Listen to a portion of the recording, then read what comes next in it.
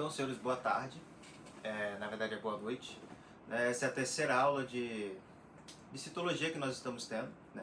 Na primeira aula, a gente abordou aspectos básicos sobre as células, as divisões das células, a origem dos eucariontes, as diferenças entre eucariontes e procariontes, né? Abordamos um pouquinho da teoria da endossimbiose, da teoria das endomembranas. Falamos o básico da constituição de uma membrana plasmática, os seus componentes e suas funções, né?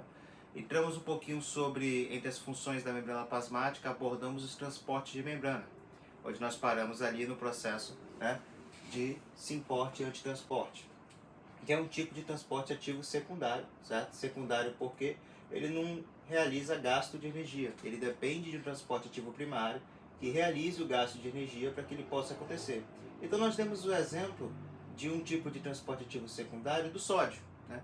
Lembrando que o transporte ativo secundário ele pode ser classificado como uniporte, simporte e antitransporte, né? Uniporte seria quando você tem a passagem de somente uma molécula, um íon, certo? Geralmente são íons, né?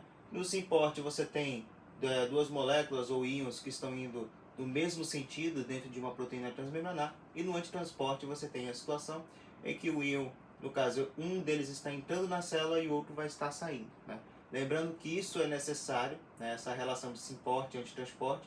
Naturalmente, elas necessitam da entrada de um íon ou de uma molécula para que a outra possa acompanhar ou no mesmo sentido ou no sentido inverso, né? Por isso que, por exemplo, a bomba de sódio e potássio fornece uma zona ali hipertônica fora da célula, permitindo que isso daqui possa acontecer sempre, né? Se não fosse a bomba de sódio e potássio, que está gastando energia, que é um transporte ativo primário, você não teria um meio hipertônico de sódio fora da célula e ele não seria forçado a entrar pelos canais de cálcio, né? Forçando o processo de simporte da glicose e o processo de antitransporte envolvendo a entrada do sódio e a saída do cálcio. Lembrando que isso é apenas um exemplo dos tipos de transporte ativo secundário e não o único.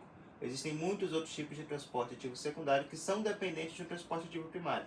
Nós citamos o transporte do sódio porque ele está relacionado com a bomba de sódio e potássio, que é muito importante, né, para a manutenção da célula, pois sem ela nós não teríamos ali respiração celular, não teríamos contração muscular, nem a síntese de proteínas, e esse influxo e o efluxo de cálcio eles são muito importantes para a manutenção da vida na célula. Então, terminando isso daqui na aula passada, nós entramos então, né, no assunto ali de transporte de vesículas. E o que é que nós temos ali no transporte de vesículas? Ao contrário dos outros transportes, onde nós estávamos falando de moléculas e moléculas muito pequenas, né? Moléculas ou íons, no transporte de vesícula nós estamos falando de partículas que não teriam a capacidade, a não ser que deformassem a membrana plasmática, né? Destruíssem a membrana plasmática, de passar ou pelos fosfolipídios ou através de proteínas transmembranárias, né? São partículas maiores. Para esse tipo de transporte, né, nós temos o que nós chamamos de transporte ativo de vesículas. Ele é um tipo de transporte primário, ou seja, ele gasta energia, ele utiliza a molécula de ATP, a quebra das suas ligações de fosfato para produzir energia, para que ele possa realizar esses transportes, né? Mais à frente, quando nós descobrimos um pouquinho mais, falamos um pouquinho mais sobre as estruturas envolvidas nesse processo, que é o citoesqueleto, né, e outras proteínas ali envolvidas com o citoesqueleto, vamos entender quais são as estruturas que estão utilizando esse ATP para realizar o movimento dessas vesículas, né?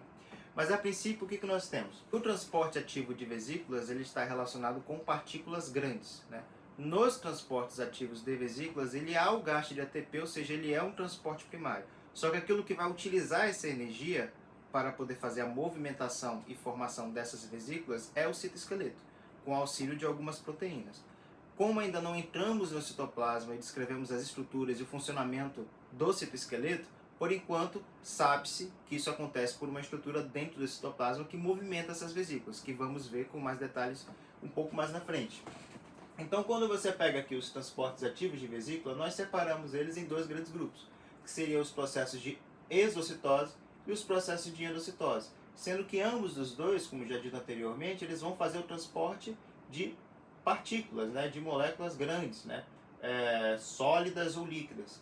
No processo de exocitose é quando esse transporte dessas partículas grandes, eles partem de dentro da célula, ou seja, foram formados dentro da célula e estão sendo transportados por uma vesícula para fora desta célula, né?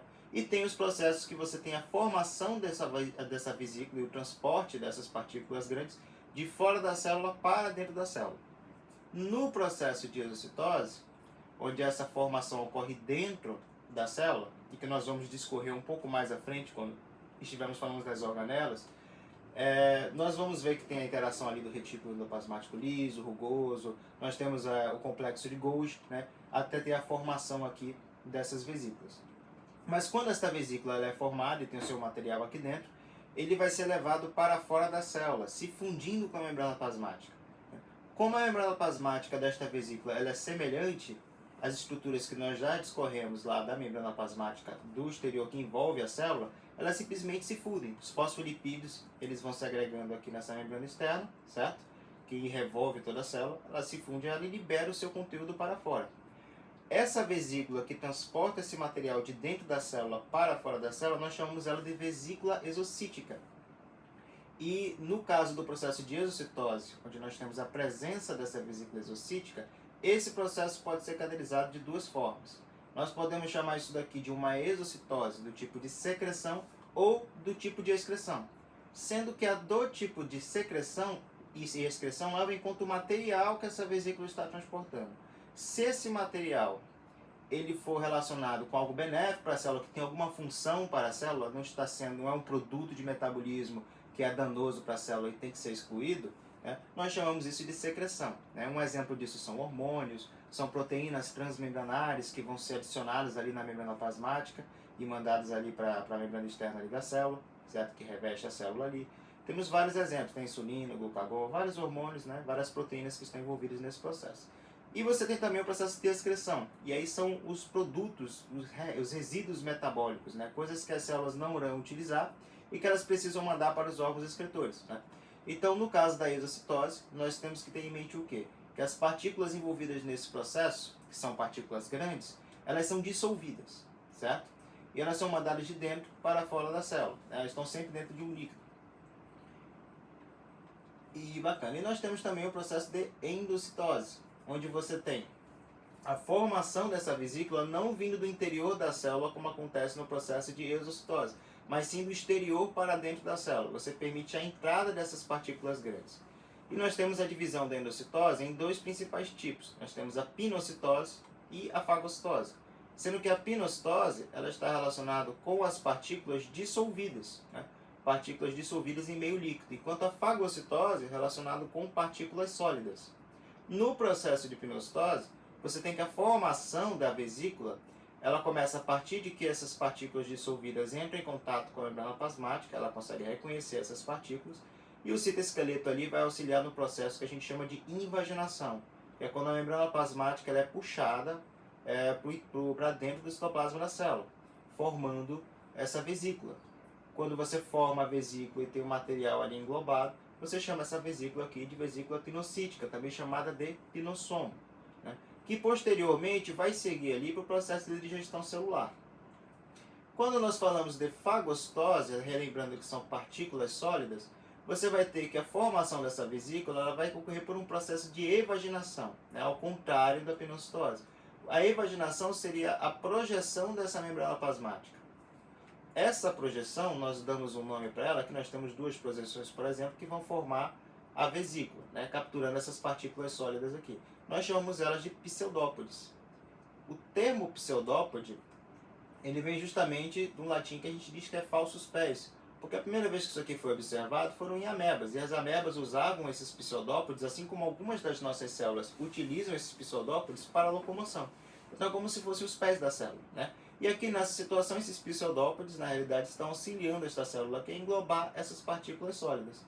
Depois que você tem os pseudópodes sendo projetados, eles vão envolver esse material sólido aqui, vão englobar e formar uma vesícula e trazê-la para dentro da célula. Né? Essa vesícula, então, com esse material sólido, que posteriormente será digerido, recebe o nome de vesícula fagocítica ou fagossomo. Então aqui nós temos um exemplo, né, de um neutrófilo realizando um processo de fagocitose. Né? O neutrófilo é uma célula de defesa do nosso sangue e ele tem a capacidade de fazer a fagocitose. Nesse momento estou mostrando ele aqui, indo atrás de uma bactéria, que seria esse diplococo aqui, que seria essa bolinha preta aqui, tem vários outros diplococos aqui. Ele conseguiu reconhecer essa bactéria e ele está caçando ela até fagocitá-la.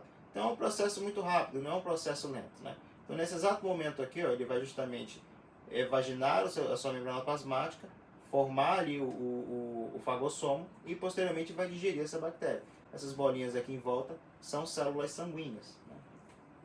Aqui a gente tem um exemplo de uma ameba, né? Onde esta ameba aqui ela está formando seus pseudópodes.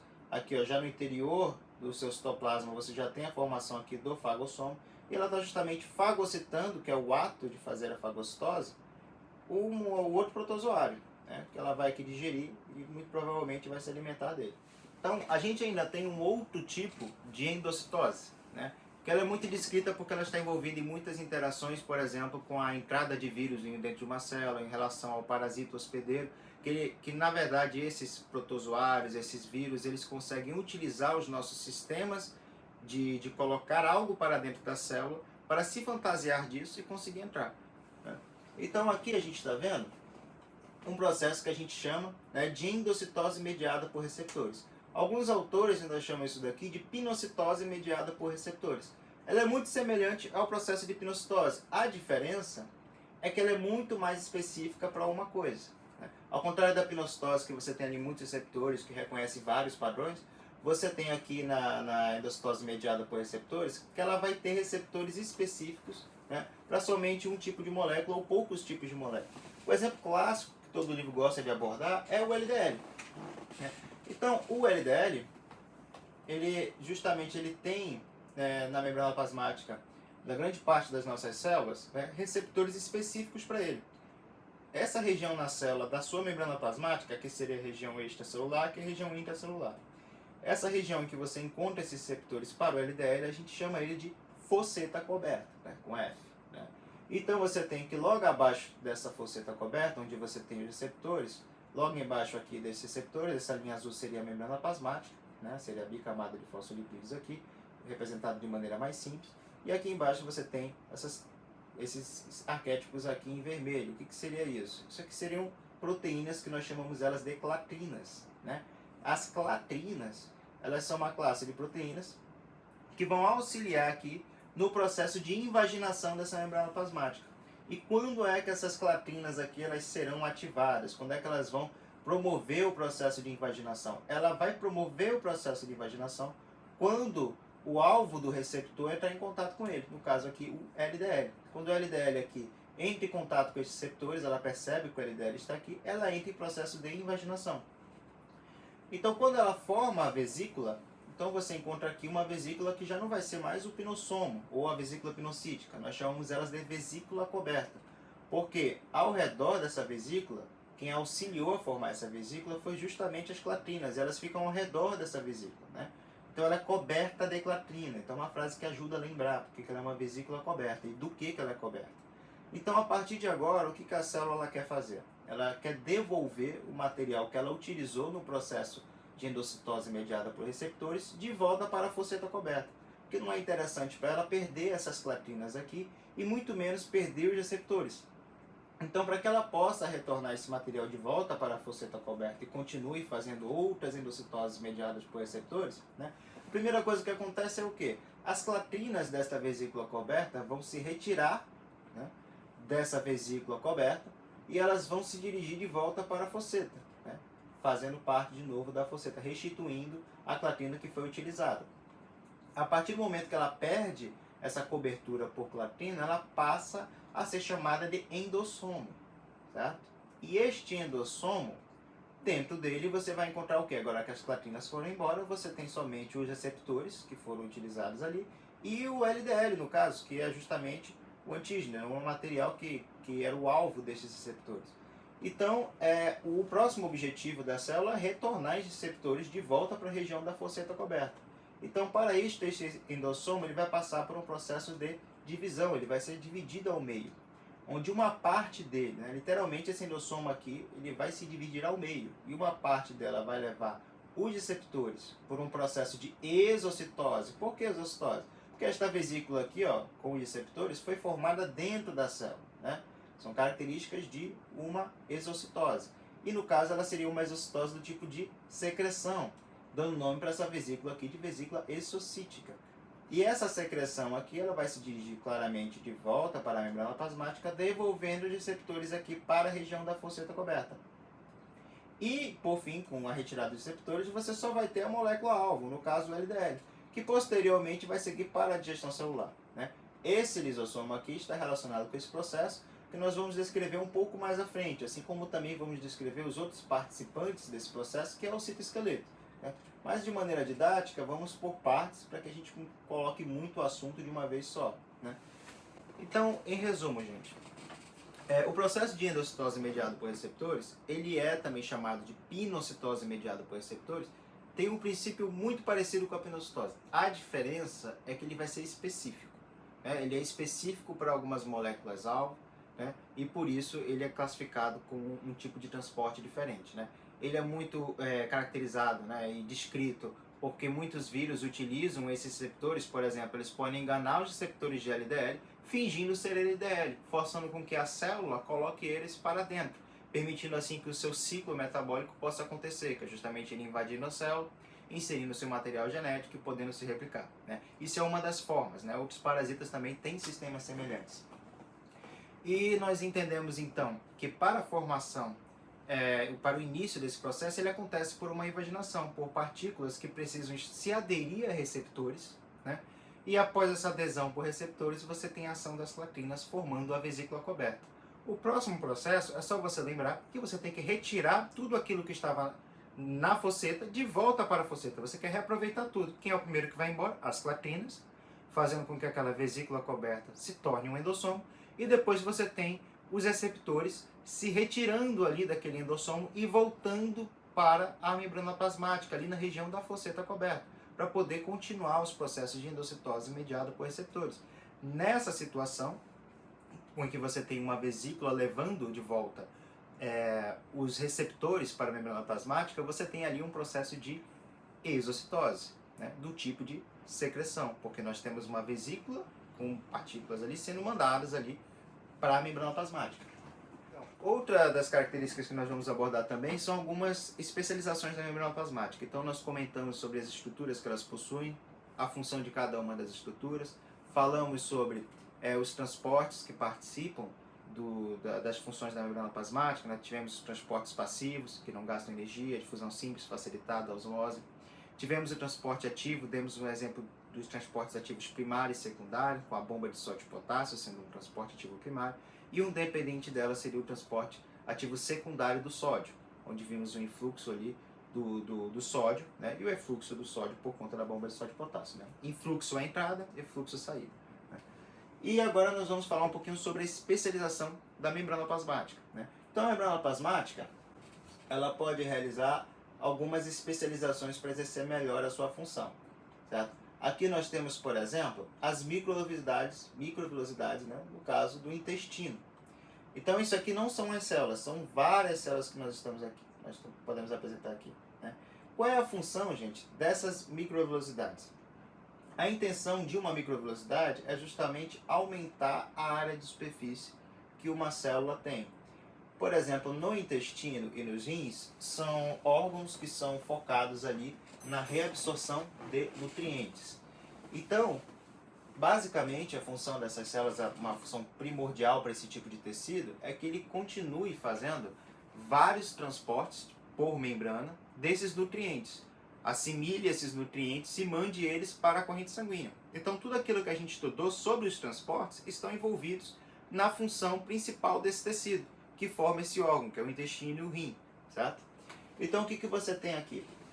Para você fazer com que esse processo de transporte ele ocorra de maneira mais eficiente, uma das maneiras que a célula pode se adaptar a isso foi aumentando a sua área de superfície. E que a gente conhece isso também, uma das principais formas disso são as microvilosidades. Né? Então, aqui nós estamos vendo os microvílulos, que são justamente essas células aqui, tudo isso aqui é célula. Bem aqui nessa bordinha onde está passando o caso laser point. Isso aqui tudinho seria um conjunto de células, né? Ah, o que tem entre essas células aqui no meio desse dedinho aqui? Isso aqui é outro tipo de tecido. Aqui nós temos o tecido epitelial que vai fazer esse processo de absorção, né? E ele tem esse formato aqui como se fosse um dedo. A gente chama isso daqui, né, de microvílulos, né? Então o intestino delgado, por exemplo, que é responsável pela absorção de nutrientes, é cheio desses microvílulos. Isso aqui já aumenta a área de contato dessas células. Por quê? Porque se isso daqui fosse um tecido que fosse de uma forma, fosse bem mais reto, mais redondo, você teria pouco contato com o conteúdo interno. Assim você aumenta a área de contato, aumentando assim os processos de transporte. Além de você ter os microvírus, que é uma organização tecidual, no caso, nós estamos falando de um tecido e não de uma especialização a nível celular. Se você pegar cada uma dessas células aqui, você vai ver essa mesma estrutura de microvírus, só que acontecendo na membrana plasmática de cada uma delas. Então, essas microvirosidades, elas têm as mesmas funções que os microvírus. Elas aumentam a área de superfície que essas células vão ter em contato ali com os nutrientes, assim favorecendo ali o processo dos transportes. Então, basicamente, a gente pode encontrar isso, por exemplo, ali nos rins e no intestino. Já os estereocílios, eles são muito semelhantes com as microvirosidades. A diferença é que ele não tem somente a função de absorção. O que são os estereocílios? Os estereocílios também são projeções da membrana plasmática que tendem a aumentar a área de superfície dela. Ela também pode estar relacionada com a absorção. Você pode encontrar isso aqui, por exemplo, ali no epidídimo, certo? Mas também pode estar relacionado com a função de secreção, onde você pode encontrar ali tecidos na traqueia em que essas células têm esses estereocílios e elas produzem, por exemplo, aquele muco da traqueia que tem a função justamente de lubrificar ali aquela região, né? E os cílios, além de auxiliarem ali no movimento desse muco para que mantenha aquela região úmida. E você tem também uma função sensorial associado aos estereocílios. Então você tem ali, por exemplo, no ouvido interno, que as vibrações do som, né, elas são captadas por esses estereocílios. Além das microvirosidades e dos estereocílios, você tem também algumas especializações de membrana associadas à locomoção. Então você tem, por exemplo, os flagelos, que no ser humano nós vamos encontrá-lo, né? Em, claro, numa situação clínica desejável, né? Sem nenhum problema clínico, você encontra ele nos espermatozoides, né? Claramente nos homens, né? Que produzem o espermatozoide, e são estruturas de locomoção, né? Então é como se fosse literalmente uma cauda, né? Isso aqui é formado por grande parte ali do citoesqueleto, que vamos falar um pouco mais à frente. São estruturas de locomoção, certo? Eles balançam essa cauda aqui e eles conseguem fazer a sua movimentação. E você tem outras estruturas, por exemplo, os cílios. Os cílios, eles vão ser encontrados, né? Diferente dos estereocílios, não os confunda. Os cílios diferentes dos estereocílios têm função de locomoção. Os estereocílios de absorção, secreção, né? E, no caso, de sensitiva. Aqui você tem o que a gente chama de cílios, que algumas alguns protozoários vão ter. Esses cílios, eles funcionam como se fosse um leque. Aqui tem um exemplo mostrando como é que é o movimento de um cílio. Cada pelinho desse que você vê nessa imagem aqui de microscopia eletrônica, onde você consegue ver bem próximo esse protozoário, certo? Cada pelinho desse daqui vai fazer esta função, que é o que? Esse movimento de Flatt, onde ele simplesmente gasta um pouquinho de ATP, tem um auxílio ali do citoesqueleto desse protozoário, e você tem a movimentação dessa estrutura. E quando ela faz esse movimento, quando a célula gasta energia, ela acaba empurrando ali o meio extracelular e ela literalmente vai nadando nesse ambiente extracelular. Além dessas especializações de membranas relacionadas à absorção, à secreção, à sensibilidade e à locomoção, você tem especializações de membrana que vão auxiliar na interação de célula a célula, ou de célula à matriz extracelular, ou seja, a interação dela com o ambiente extracelular. Aqui, por exemplo, você tem aqui um esquema que está mostrando para vocês um tipo de especialização que a gente chama de junção de oclusão. Essa junção de oclusão, ela tem a função justamente de ocluir uma área. O que seria isso? Seria isolar uma área. Isso aqui é muito interessante, como aqui você tem um exemplo da microscopia eletrônica, realmente ela tem a função de impedir a passagem da matriz extracelular, né, dentro, por exemplo, do epitélio intestinal, que está em contato ali com o lúmen intestinal, que tem os nutrientes, e também tem contato com a microbiota. Não é interessante para que essas células tenham esses nutrientes ou essa microbiota entre as células, podendo invadir o nosso sistema vascular. Mesmo que essas bactérias elas sejam necessárias para que a gente possa, no caso, fazer ali a metabolização de grande parte daqueles nutrientes, e sem elas, sem a nossa flora intestinal, a gente não conseguiria sobreviver, não é interessante que elas adentrem na nossa corrente sanguínea ou que estejam entre essas células. Por isso que nós criamos essa zona, que nós chamamos de zona de oclusão, que ela vai impedir a passagem desse meio extracelular entre as células. Além da zona de oclusão, nós vamos ter também a junção, no caso, a junção de adesão, tá? e também os desmossomos. Aqui nesta imagem está mostrando para vocês o que a gente chama de desmossomo. O que seria um desmossomo? Que é muito parecido com a junção de adesão, eles têm praticamente a mesma função. Isso aqui, gente, é justamente duas células adjacentes. Aqui temos uma célula, aqui temos outra célula. Aqui na seta amarela está mostrando a região que essa junção está acontecendo. As células elas têm, como eu comentei a vocês, o citoesqueleto, que vamos abordar um pouco mais à frente.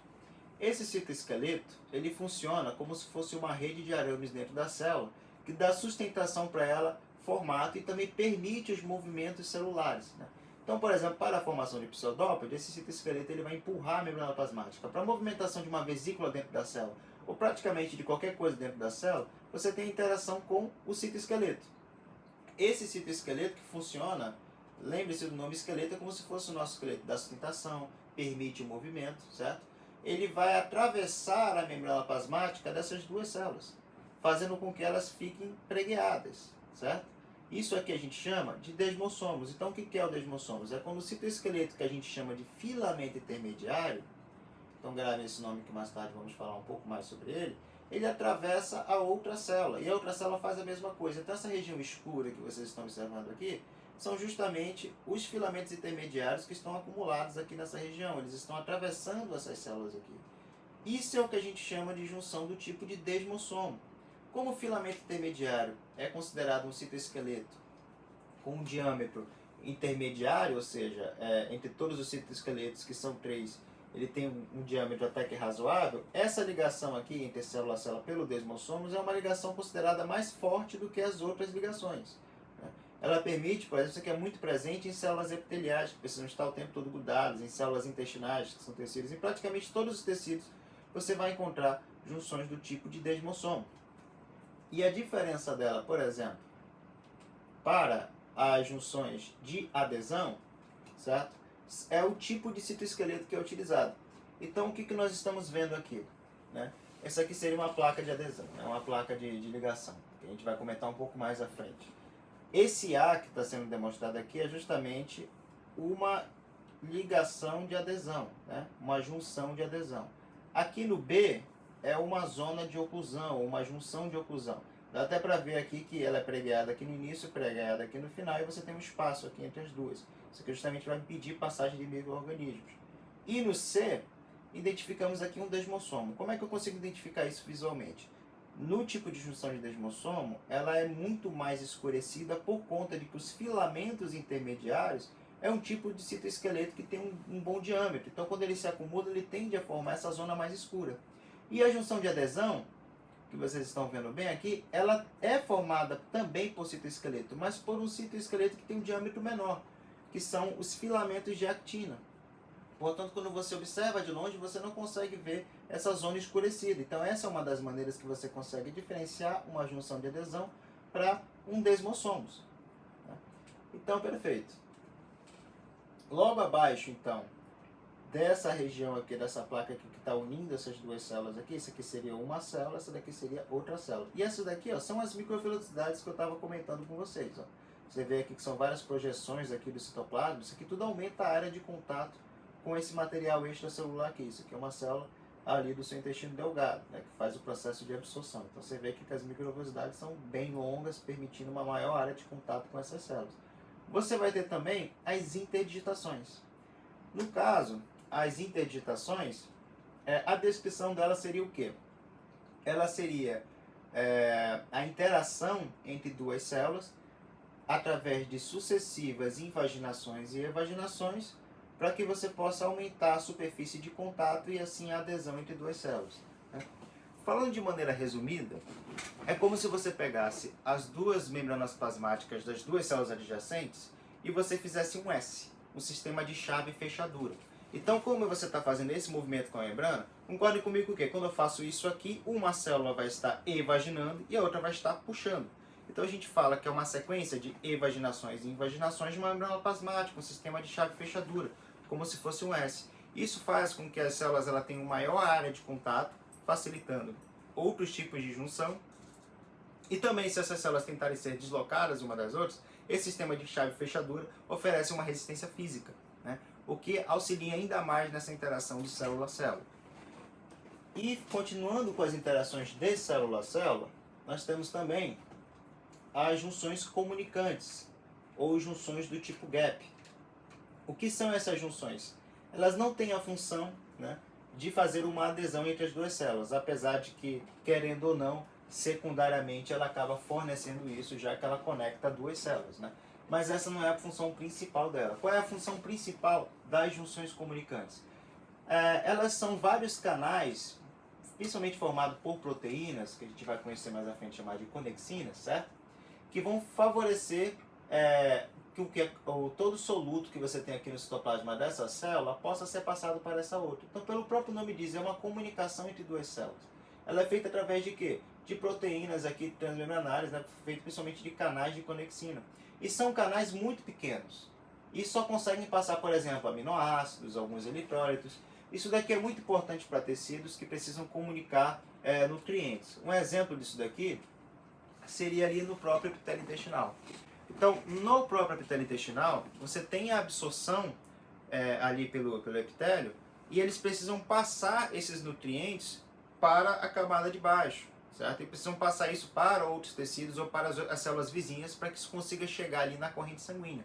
Então, as células aqui elas absorvem e elas vão passando esses nutrientes para as outras células até chegar na corrente sanguínea. Outro exemplo das junções comunicantes, nós vamos ver elas, por exemplo, lá nos discos intercalares que estão presentes no coração. Quando vocês estiverem vendo um pouquinho de biofisiologia, vocês vão ver que o processo de contração do coração ele necessita dessas junções comunicantes. Porque se não fossem as junções comunicantes, o coração ele não conseguiria entrar em processo de contração por inteiro. Porque somente um pedaço do coração ele recebe o estímulo nervoso.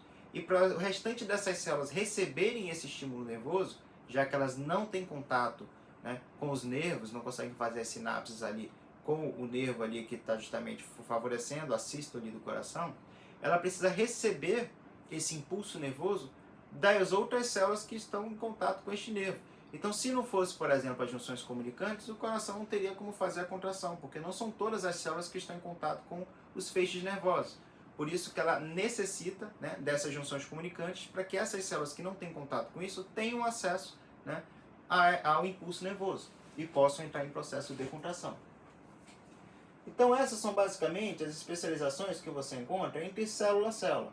A gente ainda tem um outro tipo, né, de especialização de membrana, que nós chamamos elas de hemidesmossomos, né?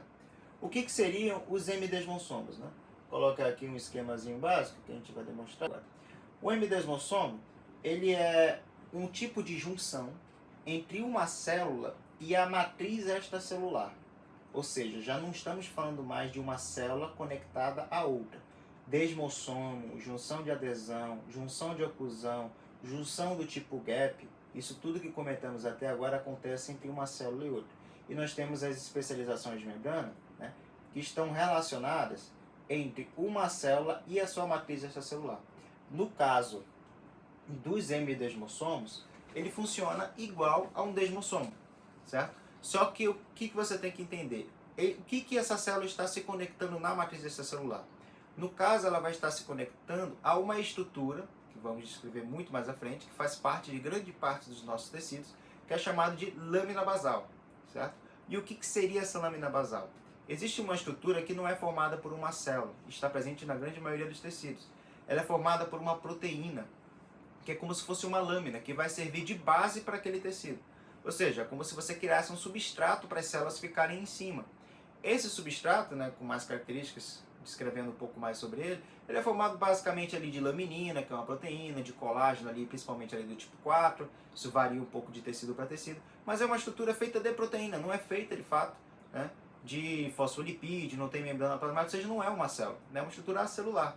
E o que o desmossomos faz, que a gente viu? Né? Tem um hemidesmossomo e tem um desmossomo.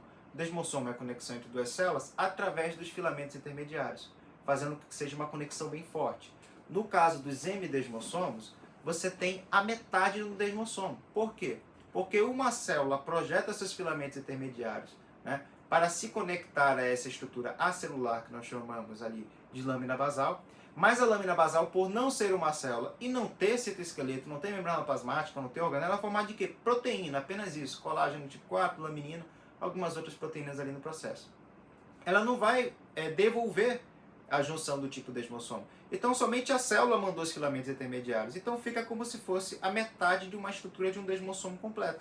Então nós chamamos ela de M-desmossomo, que seria a conexão, né, de uma membrana plasmática ali com uma estrutura assexual. Então, saindo então da membrana plasmática, nós temos também o citoplasma.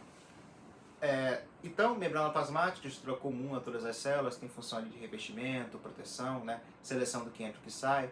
Vimos que ela pode realizar transportes e controlar o que entra e o que sai, pode ter gasto de energia, pode não ter gasto de energia, pode ser íons, podem ser moléculas, podem ser partículas grandes dissolvidas ou não. Vimos também que ela pode se especializar para exercer suas funções. Isso está muito ligado com a função que cada tecido, depende da célula, que tipo de especializações ela vai ter, depende da função que ela vai exercer dentro do nosso organismo, né? Então nós temos aquelas funções relacionadas à locomoção, temos flagelos, temos os cílios, temos as estruturas relacionadas à absorção e secreção de nutrientes, como as microvelocidades e os estereocílios, e temos as junções, que são justamente junções entre duas células, especializações que focam na junção entre duas células, que temos ali os desmossomos, os M-desmossomos, as junções do tipo gap, que vai permitir, no caso, a passagem de nutrientes entre duas células, os M-desmossomos, que conectam uma célula a uma estrutura celular, e temos também as interdigitações. E no caso agora saímos da membrana plasmática então, já que abordamos ela sobre todas as suas características, e vamos adentrar então no citoplasma, que é outra coisa que sempre estará presente nas células. Então as células vão ter sempre o quê? Membrana plasmática, sendo ela procarionte ou eucarionte, citoplasma e material genético. Então no citoplasma de uma célula, o que nós vamos encontrar? No caso de uma célula eucarionte, que já discutimos um pouquinho que ela vai ter de diferente da procarionte, as organelas membranosas, certo? O que nós vamos encontrar? Nós vamos encontrar o que a gente chama de citosol. O citosol é a descrição que a gente dá para a parte líquida desse citoplasma. O citoplasma, basicamente, ele vai ser feito, mais de 99% dele, de água. Água e íons e enzimas que estão ali em associação com essa água, né? Que estão ali dissolvidas naquela água. E além desse citosol, que é a maior parte do citoplasma, né, e os seus nutrientes que estão ali nessa parte líquida, nós temos um outro pedaço desse citoplasma que a gente é a parte sólida, que seriam as organelas. Essas organelas, o que elas são? A gente explicou que a formação dessas organelas, ela veio ali desde a teoria da endossimbiose.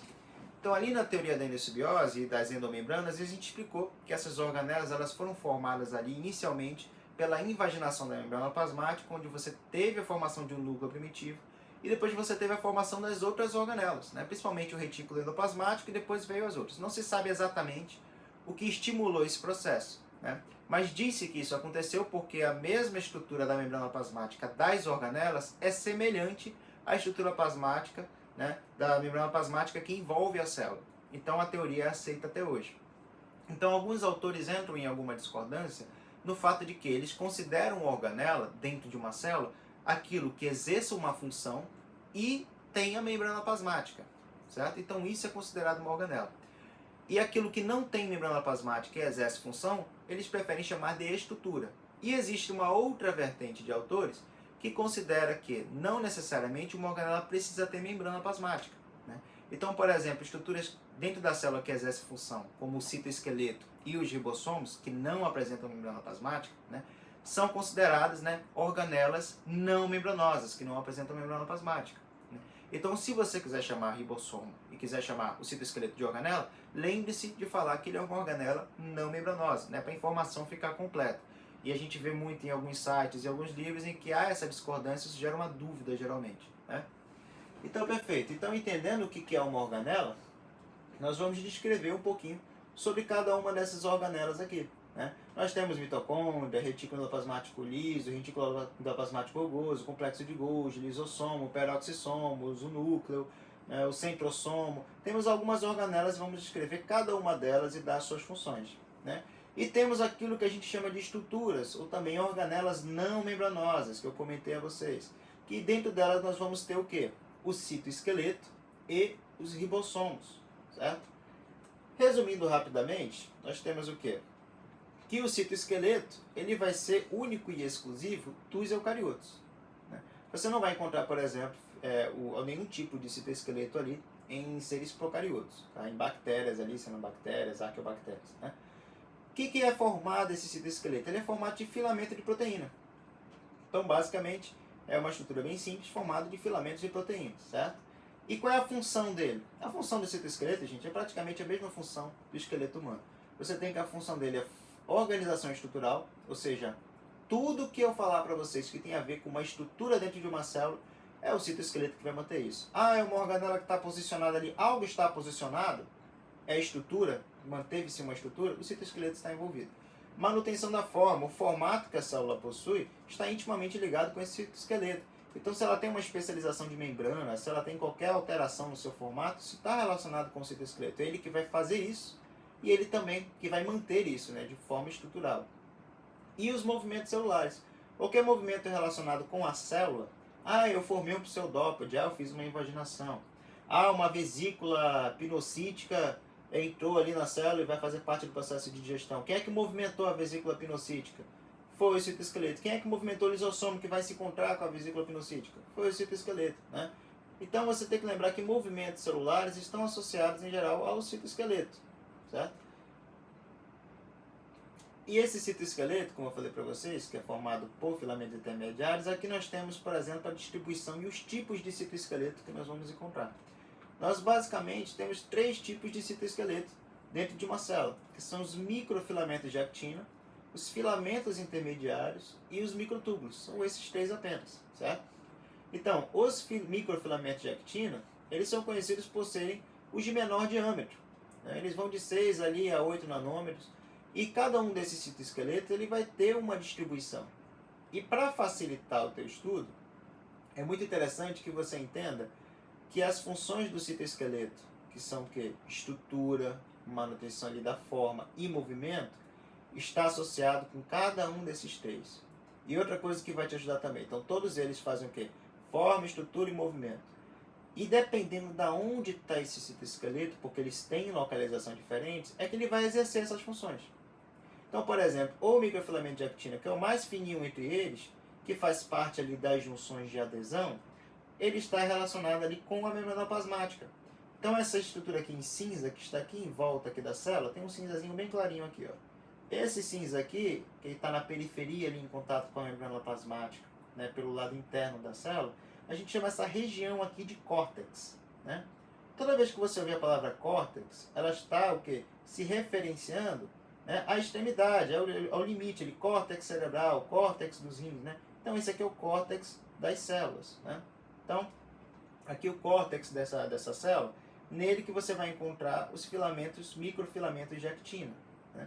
Então, muitas das suas funções vão estar relacionadas aonde? A essa estrutura aqui próxima da membrana plasmática, inclusive muitas coisas que acontecem na membrana. Outro tipo de filamento que vamos ter é o filamento intermediário, de 8 a 10 nanômetros, né? A diferença é pífia, às vezes nem há diferença, né? Mesmo assim, ele é considerado, né, um pouco maior, com um diâmetro um pouco maior. A gente consegue ver essa diferença aqui, principalmente, quando a gente fala dos desmossomos.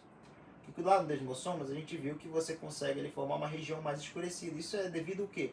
A essa diferença aqui, ó, de tamanho ali, nas espessuras entre o microfilamento de actina e o filamento intermediário. E claro, o filamento intermediário, já adianto que ele é bem mais rígido que o microfilamento de actina, por conta da função que ele possui, né? Mas depois a gente descreve isso. Da onde é que vai os filamentos intermediários? De onde é que ele vai realizar as suas funções? De forma, estrutura e movimento. Ele vai desde o envoltório nuclear, certo? Ali o envoltório nuclear, e vai até a membrana plasmática.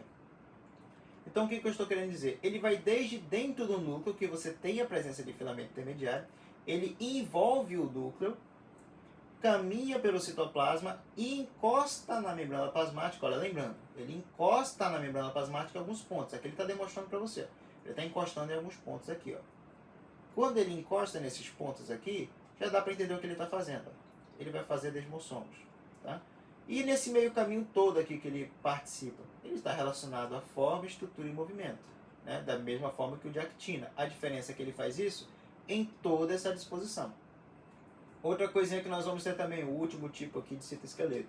A gente tem os microtúbulos, que eles são aqueles que têm o maior diâmetro entre os 3, né? De 22 a 24 nanômetros, né? A diferença é grande. E a distribuição dele? Ele vem desde perto do núcleo e ele é formado numa organela, né? Tanto que, inclusive, é apenas isso que eu vou falar sobre essa organela, que é uma organela, não vou dizer simples, né? mas praticamente simples, que ele é formado ali numa organela, uma organela única. Assim como a célula só possui um núcleo, a célula também só vai possuir um centrossomo, né? Então é uma organela assim como o núcleo, que você só tem uma dentro da célula, né? E esse centrossomo aqui, ele vai produzir os microtúbulos, e é deles que saem os microtúbulos. E onde é que está o centrossomo? Sempre próximo ali do núcleo, bem próximo do núcleo. Então o que os microtúbulos eles fazem? Eles envolvem o núcleo e eles ficam dispostos aqui no citoplasma, mas eles não chegam a encostar na membrana plasmática, né? Existe um momento que isso acontece? Só na divisão celular, mas é um momento bem específico, né? Então, em geral, para o restante da vida da célula, enquanto ela não está se dividindo, os microtúbulos estão localizados aonde? Né? E o citoesqueleto, assim. Em geral, os microtúbulos ali próximo da região do núcleo, envolvendo o núcleo até o citoplasma. Os filamentos intermediários, eles fazem parte de uma estrutura dentro desse núcleo, envolvem o núcleo externamente, estão dispostos no citoplasma, né? Por isso que eles são os intermediários, eles estão basicamente em tudo, né? Lembra o nome, intermediário, qual é a distribuição? Intermediária, está em meio que em tudo, né? E na membrana plasmática eles encostam em alguns pontos da membrana plasmática. E o microfilamento de actina, que é o mais fininho, está ali no córtex da célula, né? Somente na região do córtex. Ele que está intimamente associado à membrana plasmática. Então, após entender um pouquinho sobre a distribuição dos tipos de citoesqueleto, vamos abordar um de cada vez, né? Entendemos então que os microfilamentos de actina são aqueles que estão distribuídos ali pelo córtex da célula. E vamos fazer uma interação junto com a membrana plasmática e entender um pouquinho mais das ações que os microfilamentos de actina têm dentro da célula, né? Então, os microfilamentos de actina, eles vão ser formados, né, por proteínas, né? Porque todos os tipos de citoesqueleto, tanto actina, filamento intermediário quanto microtúbulo, são formados por filamentos proteicos, né? No caso, o microfilamento de actina é formado por actina G e actina F, né? Que são aqui proteínas globulares, né? Eles são formados pelo que a gente chama de monômeros instáveis, né? Quando a gente tem uma proteína, cada unidade dessa proteína nós podemos, ou de um polímero, né? Podemos chamá-los de monômeros. No caso, uma proteína ela é formada de aminoácidos, né? Então, os monômeros dessas proteínas são esses aminoácidos ali. Então, esses monômeros que fazem parte, né, no caso das actinas, no caso G e F, eles são instáveis. O que significa essa proteína ser instável? É que ela tem a capacidade de você adicionar a actina G e F, né? O que a gente chama, o que é adicionar monômeros em um polímero? É fazer o que a gente chama de polimerização. E o que é retirar essas proteínas globulares actina G e F? Retirar esses monômeros desse polímero é chamar de despolimerização. Então, em resumo, a gente tem que ela tem a capacidade de polimerizar e despolimerizar. Isso a classifica como uma proteína instável. Essa proteína ela tem que funções, em resumo? É só nós lembrarmos que a função básica do citoesqueleto é justamente fornecer para todo tipo de citoesqueleto a função de estrutura, forma e movimento. Então, todo citoesqueleto, em resumo, vai dar suporte mecânico, independente de qual seja. Só que esse suporte mecânico está associado principalmente aonde?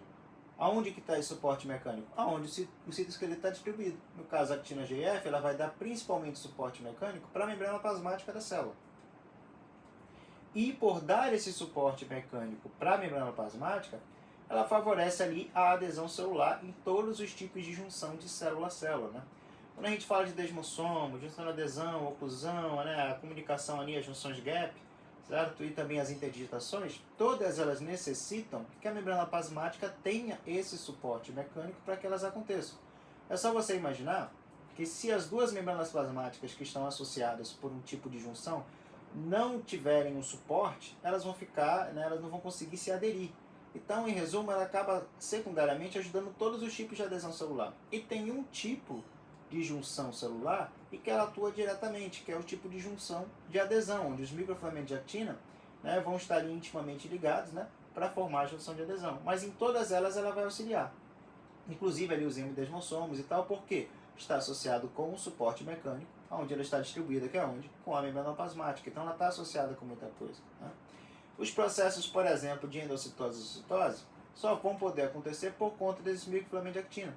Você não precisa decorar isso daqui, só você entendendo que ela está na membrana plasmática, ela é associada à membrana plasmática, todo o movimento relacionado a essa membrana plasmática, né, vai estar associado com os microfilamentos de actina. Então, por exemplo, a endocitose e a exocitose, onde você tem movimentações de invaginação e evaginação na membrana, são realizados, né, por microfilamentos de actina. Como é que ela vai fazer um processo de exocitose, né? Como é que ela vai fazer um processo de exocitose? Por exemplo, a fagocitose, que é um tipo de endocitose.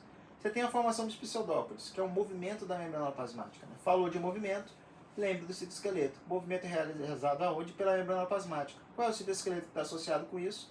Os microfilamentos de actina, que estão ali no córtex, né? Então, para você formar ali um pseudópode, você projetar a membrana plasmática, quem é que vai fazer isso? Os microfilamentos de actina. Eles vão se polimerizando, adicionando monômeros estáveis de actina GF, né? Então, esse filamento aqui que está associado à membrana plasmática, ele vai aumentando ali, crescendo ali o seu tamanho, e isso aqui vai empurrando a membrana plasmática. Porque ele está bem ali no córtex. Se você for aumentando ele, naturalmente, ele empurra a membrana plasmática e forma o pseudópode, né? Da mesma forma, quando você tem um processo de invaginação, você quer puxar a membrana plasmática, quem vai segurar a membrana plasmática e dar a puxada? Vai ser os microfilamentos de actina. A exocitose, né? É só nisso, na formação de pseudópode e na formação da invaginação da membrana? Não. As vesículas que se movimentam na endocitose e na exocitose, todas essas vesículas, elas passam pelo córtex da membrana plasmática. A exocitose claramente é formada mais internamente ali no citoplasma, e aí você vai ter a associação com os microfilamentos de actina a partir do momento que a vesícula exocítica, sendo de secreção ou excreção, entrar na região do córtex, certo? Então, quando ela entra na região do córtex, ela vai fazer o quê? Ela vai movimentar ela até a membrana plasmática e favorecer o processo de fusão da membrana plasmática da vesícula exocítica com a membrana plasmática da célula, que reveste a célula, fazendo com que esse material saia. A mesma coisa acontece com o fagossomo e o pinossomo, certo? Ou até mesmo com a vesícula coberta de clatrina, né? A vesícula coberta. Todas elas vão ter um momento que elas vão ter que passar ali naquela região do córtex, e quem vai favorecer essa passagem vai ser os microfilamentos de actina, né? Por conta da disposição deles. É só lembrar, movimento, é uma das características do citoesqueleto, daquelas três, de estrutura, movimento e forma. Está associado com a região do córtex, então é um movimento que acontece na região do córtex, associado ali à membrana, estamos falando de microfilamento de actina. Então é pelo mesmo motivo que ela vai manter e formar, né, as microvelocidades e os esterocílios, que são especializações da membrana, que são justamente projeções da membrana plasmática. Então quem é que forma as microvelocidades e os esterocílios? Precisa dos microfilamentos de actina. Quem é que mantém eles ali paradinhos naquele lugar sem eles se deformarem? São os microfilamentos de actina, né? Você tem também aqui uma associação com a ciclose, tá? Isso aqui, ela está relacionada ao movimento do citoplasma. O citoplasma das células, né, lembrando que grande parte, o que a gente tem no citoplasma? A gente vai ter o citosol, que é a parte líquida, e você tem as organelas ali, as membranosas e as não membranosas também, que estão ali dispostas dentro da célula, né? Esse citoplasma, ele não fica parado. Ele fica em um movimento, que é um movimento como se fosse numa máquina de lavar. Ele fica girando dentro da célula, né? Porque se ele ficasse parado, todas as suas estruturas iam pender para cair em algum lugar. Então, o que é esse movimento de ciclose? É esse movimento do citoplasma. Então, o que acontece? Em volta da célula, você tem aqui o córtex, certo? Formado ali por microfilamentos de actina. Eles vão se polimerizando e despolimerizando e vão movimentando o citoplasma, né? O citosol especificamente. E esse movimento do citosol, que é uma máquina de lavar, ele movimenta, ajuda na movimentação das organelas, você gasta menos energia. Faça a associação, que eu aprendi até nos vídeos de Samuel Cunha, né, com a máquina de lavar, né? Quando você coloca a roupa dentro da máquina de lavar, a beirada da máquina seria a membrana plasmática. A água seria o citoplasma. Você movimenta, a máquina, ela começa a girar, o que está girando? Aquele suporte. Ela vai girar o quê? A água. E a água movimenta a roupa, né?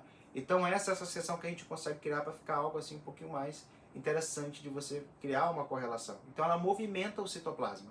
Através do quê? Da polimerização e despolimerização. Ela fica o tempo todo em movimento ali, e isso movimenta o citoplasma, que é o que a gente chama de ciclose, né? Essa ciclose vai auxiliar no movimento dessas organelas. E aí você tem também, né, pseudópodes, aqui não precisa nem explicar, já expliquei aqui em endocitose, né? Mas só relembrando, né?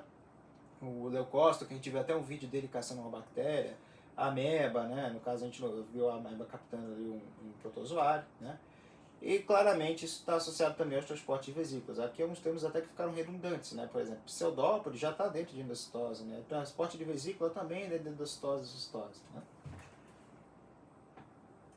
Então, perfeito. Então a gente tem aqui, por exemplo, aqui, ó, aqui são os esterocílios, né? Aqui é uma microscopia eletrônica para a gente ver melhor, naquela imagem a gente não viu todos os detalhes, né? Aqui são os microvírus, né, que eu comentei, então ela está associada também à formação dessas estruturas. Outra coisinha também interessante sobre os microfilamentos de actina é que ela está associada também com a contração muscular, certo?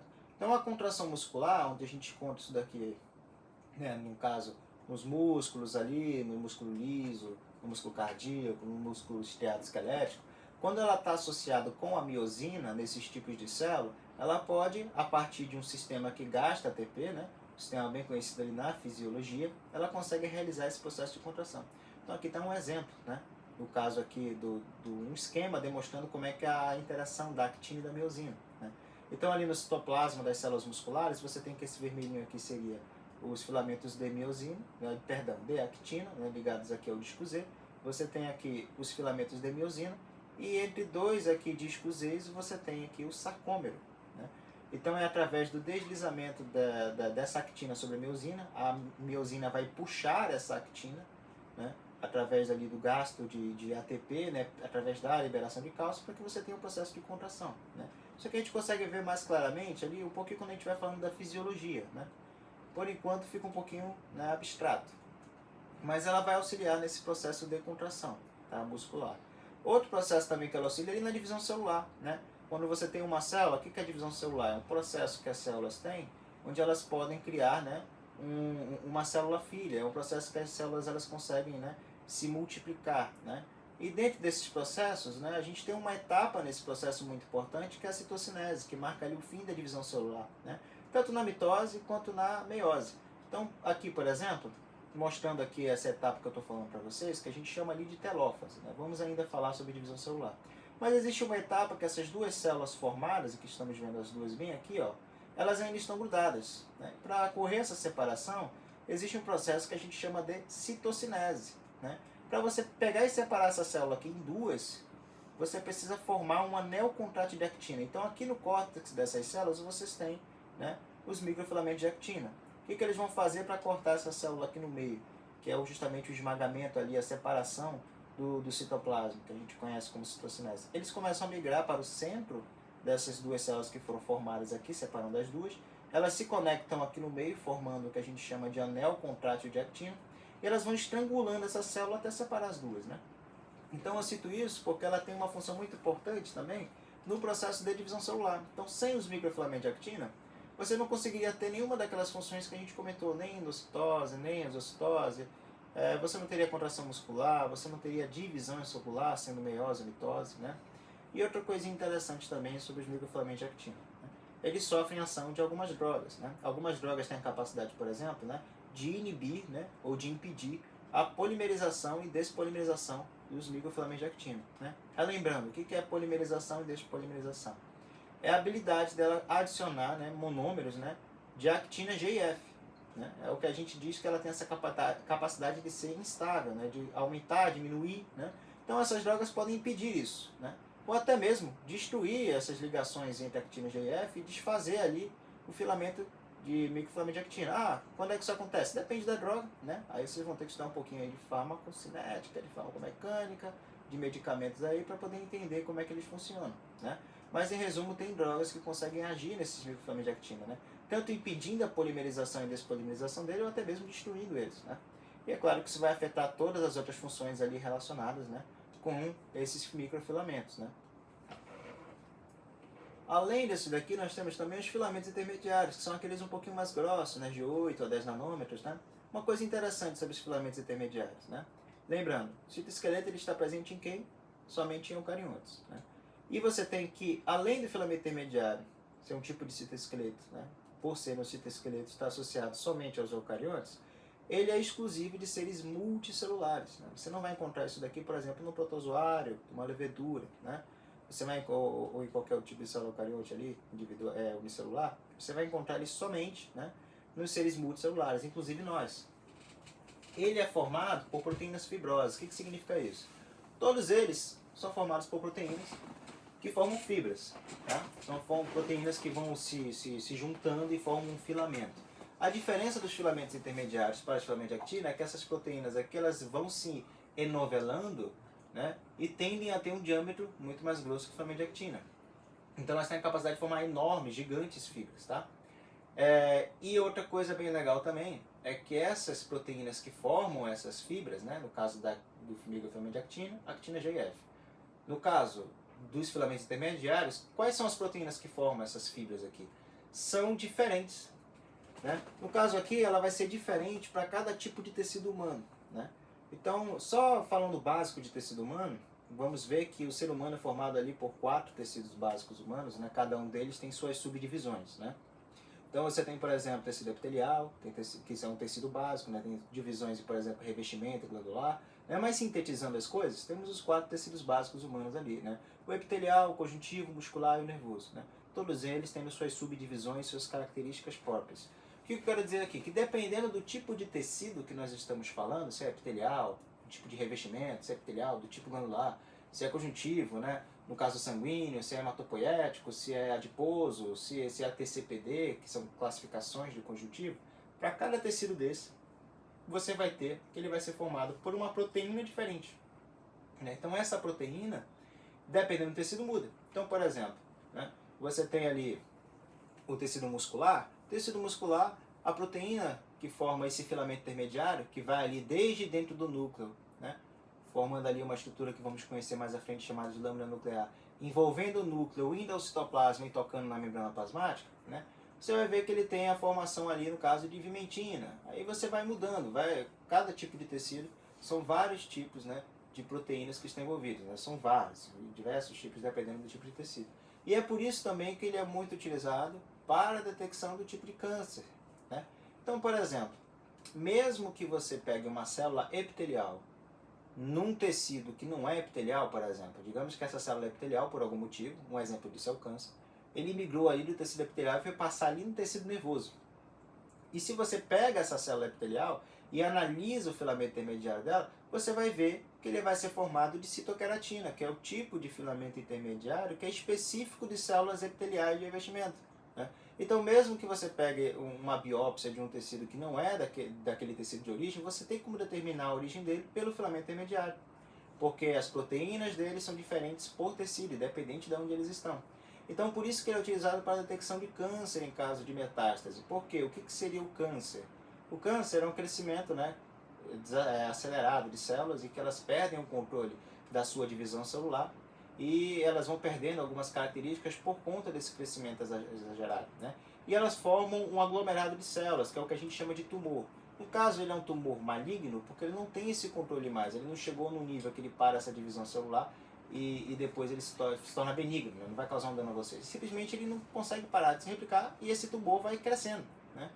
Esse tumor ele cresce tão rápido que ele perde algumas das suas características que nós observamos aqui nessa aula. Então, por exemplo, você tem que o câncer ele vai estar nesse processo de divisão exacerbada, que ele não tem controle nenhum. Características como as especializações de membrana que nós abordamos, como as junções de adesão, desmossomos, endesmossomos, entre outras características, elas vão se deformando, né? Então, por exemplo, já é um tumor, já é uma massa de células que se proliferou. Todas elas estavam aderidas com essas especializações de membrana que nós já comentamos. Por conta desse crescimento exagerado, elas vão deformando essas especializações e vão perdendo a sua aderência, né? Saindo de uma aderência forte para uma aderência parcial, podendo se soltar e vagar para outros tecidos, se fixando em outros tecidos e continuando o processo de crescimento acelerado. Então essa etapa de um câncer, que pode chegar a esta etapa, né, dependendo do câncer, isso pode ser mais rápido, mais lento, né? E você tem o que? O que a gente chama de metástase, né? Quando esse tumor, que não para de se multiplicar, consegue migrar para outros tecidos, né? E o que uma pessoa no diagnóstico de câncer ela tem que determinar? Ela tem que determinar qual é a origem celular, qual é a origem tecidual daquele câncer. Por que ela precisa identificar a origem tecidual daquele câncer? Porque dependendo daquele tipo de câncer, existem tratamentos diferentes, né? E existe também chances de tratamento, né? Porque nem todo câncer tem uma grande chance de recuperação, ou de que o tratamento realmente vai significar alguma coisa, né? E você precisa entender qual é o tipo tecidual do câncer para fazer testes específicos e identificar qual é o melhor medicamento para aquele paciente. E também a prospecção daqui para o futuro. Então, se você tem um câncer que se espalhou pelo corpo, como você determina a origem dele para você poder indicar um tratamento?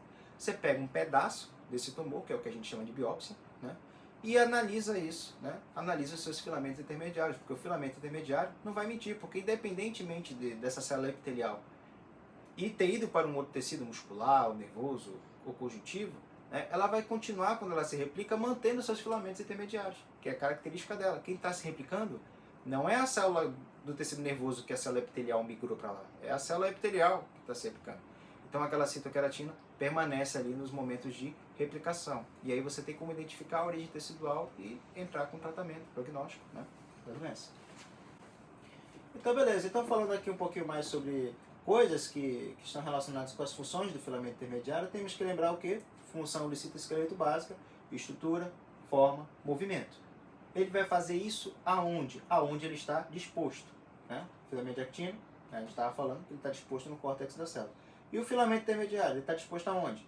Desde ali de dentro do núcleo, envolve o núcleo, citoplasma e membrana plasmática. Ele é um intermediário, ele está em quase tudo. Ele só não ainda sai da membrana plasmática quando faz, né, os desmossomos. Então vamos lá. Ele auxilia ali na estrutura celular. Né? O que eu quero dizer com estrutura celular? Tudo aquilo que está ali no citoplasma e está posicionado, por exemplo, uma organela está posicionada em algum lugar, ele vai auxiliar, ele está justamente associado entre essa interação entre a organela, né, e o filamento intermediário. Então a mitocôndria está parada em um canto, é ele que está acoplado na mitocôndria. A mitocôndria saiu de um canto e foi para o outro, é ele que faz isso. Né? E é interessante para a célula que ela tem esse controle de estrutura celular interno, porque não é legal para ela ter todas as organelas localizadas em apenas um único ponto. Né? Porque senão você limita ali o acesso dela aos nutrientes que estão presentes no citosol. Né? Então você quer elas bem espalhadas e quer elas se movimentando também, para às vezes exercer uma função em pontos diferentes. Né? Então bacana, esses tipos de filamentos também, outra característica legal deles é que eles são estáveis, ou seja, eles não têm aquela capacidade que os microfilamentos de actina têm de polimerizar e despolimerizar. Eles não despolimerizam, né? De forma comum. O que eu quero dizer com forma comum? Que apesar, né, de nosso corpo não ter um mecanismo de despolimerizar isso daqui, temos que lembrar, por exemplo, que você pode ser incinerado. Né? Nessa situação de incineração, né, alguém te queimou inteiro, realmente você vai ter uma despolimerização, mas fora isso, não vai acontecer. Né? Então, beleza. Então, ele é um filamento intermediário associado muito à resistência mecânica. Né? Então, ele é um filamento que tem bastante resistência.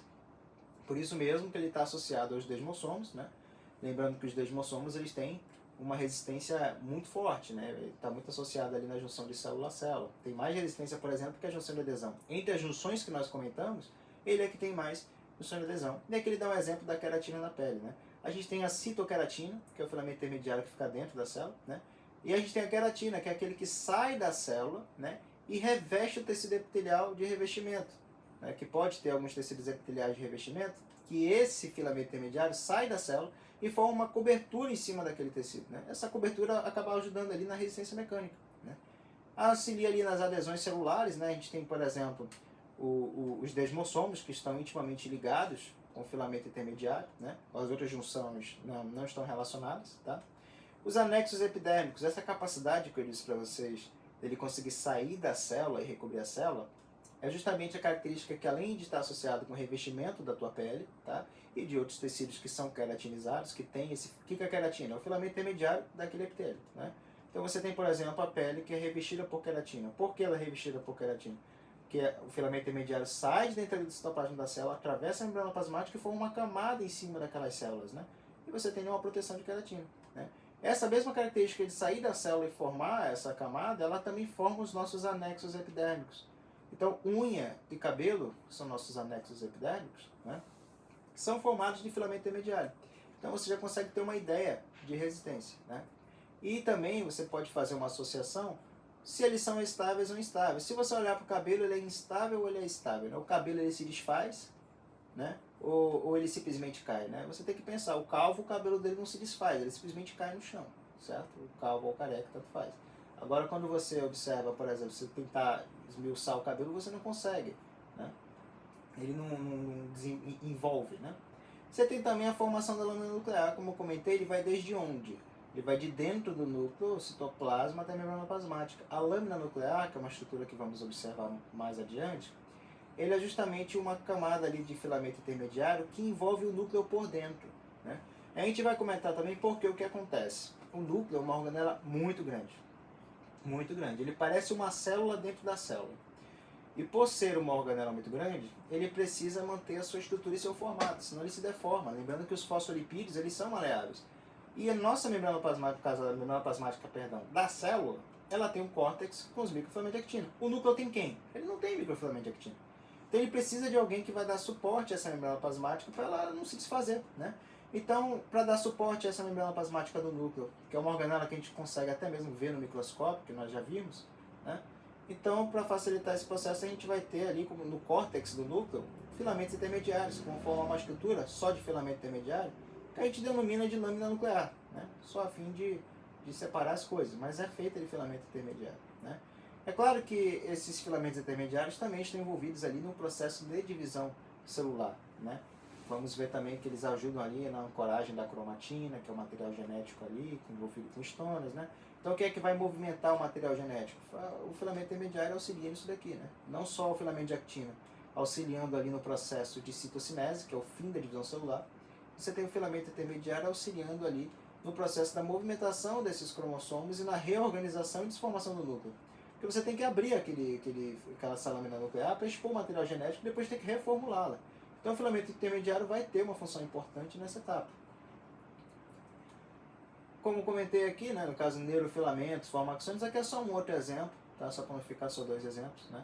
De que, por exemplo, os axônios, que são estruturas de células do tecido nervoso, que são os neurônios, né? E você tem ali os filamentos intermediários deles, são os neurofilamentos, né? Você tem ali a posição das organelas, como eu comentei, né? A organela ela vai desde onde? Desde o núcleo até próximo da membrana plasmática. Então todas as posições das organelas estão relacionadas também com o filamento intermediário.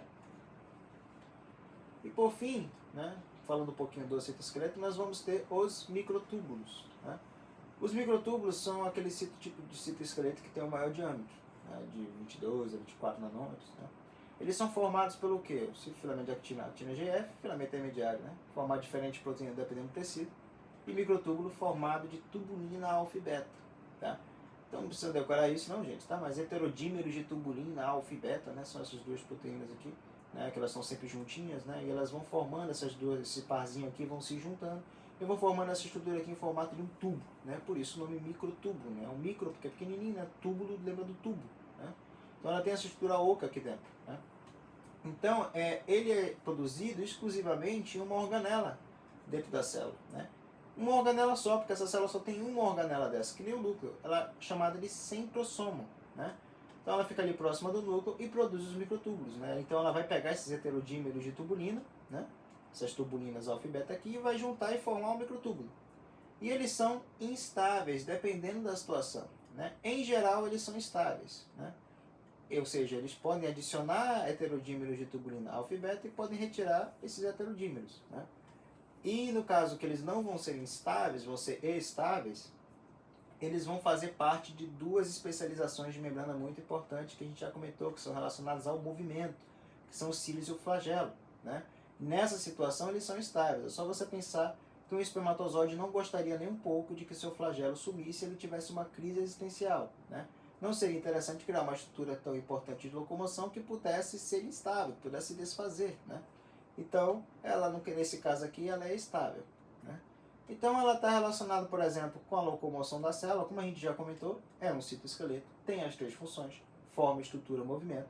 Ela vai auxiliar no movimento de quê? De tudo aquilo que está na disposição dos microtúbulos. Qual é a disposição dos microtúbulos? Revestindo o núcleo ali, saindo do centrosomo até o citoplasma. Então, tudo aquilo que tiver lá, ele vai ajudar no transporte. É uma vesícula que está passando? Vai ajudar no transporte. É uma organela? Exato. Ah, mas o intermediário também está no citoplasma. Quem é que vai ajudar? Né? Os dois vão fazer essa função. Tá? Então a gente tem o quê? É claro que como o microtúbulo só vai até o citoplasma, se por exemplo chegar no córtex, quem vai assumir vai ser o outro citoesqueleto, que é justamente o microfilame de actina. Você tem que pensar na distribuição dele e nas três funções. O restante você tira pela tua intuição. E aí você tem a manutenção da forma da célula. Isso aqui é basicamente a gente repetindo, né, o que é uma função básica do citoesqueleto, né? Vai ajudar na manutenção da forma aonde ele está disposto. Organização das organelas, distribuição, já comentamos sobre isso. Ele forma ali os cílios e flagelos, né, que nesse caso são estruturas estáveis, né? E ele participa de uma parte muito importante ali. Todas as partes da divisão celular são importantes. Mas só mostrando que cada tipo de citoesqueleto participa ali do processo de divisão celular. E ele participa onde? Na formação das fibras do fuso, né? Sendo elas fibras do fuso mitótico ou meiótico, né? Ou seja, eles vão fazer parte de uma etapa lá da divisão celular, onde ele vai movimentar, né, o material genético. Porque a ideia é o seguinte: quando você quer formar duas células, você obviamente vai ter que multiplicar o seu material genético por 2, né? Porque se você fosse dividir esse material genético por 2, uma hora ou outra esse material genético ia acabar, não ia ser muito produtivo.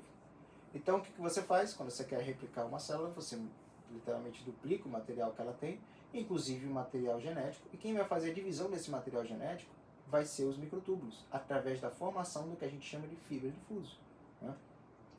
Então, beleza. Né? E ele também sofre ação de droga, gente. Né? Então, no caso, assim como os microfilamentos de actina, os microtúbulos também sofrem ação de drogas. Quem é que não sofre ação de drogas? Os filamentos intermediários. Né? Então, você pode, por exemplo, impedir a polimerização e despolimerização. E aqui está comentado aqui, ó, usado no tratamento de câncer. O que significa isso, gente? Se você pensa que o câncer é justamente, né, um crescimento exagerado dessas células, né, no caso sem controle, então se você conseguisse impedir a divisão celular, você conseguiria parar o desenvolvimento de um câncer.